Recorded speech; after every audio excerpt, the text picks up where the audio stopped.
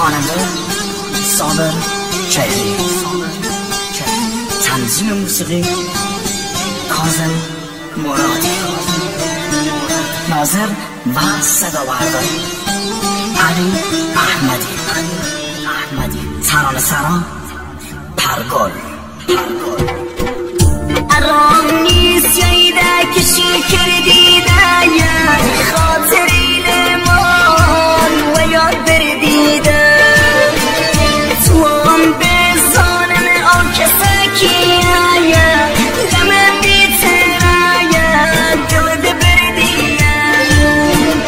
فاطمه شینکی توی قرآن آیم بعد تو دنیا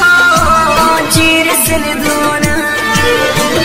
فاطمه شینکی توی قرآن آیم بعد تو مردیم سر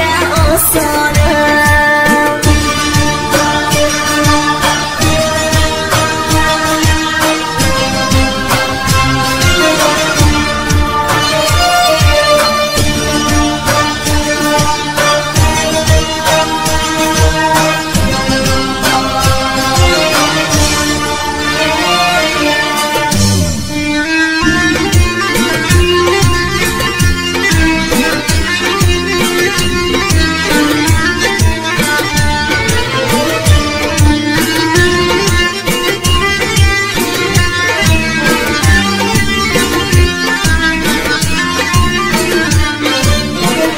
همیشه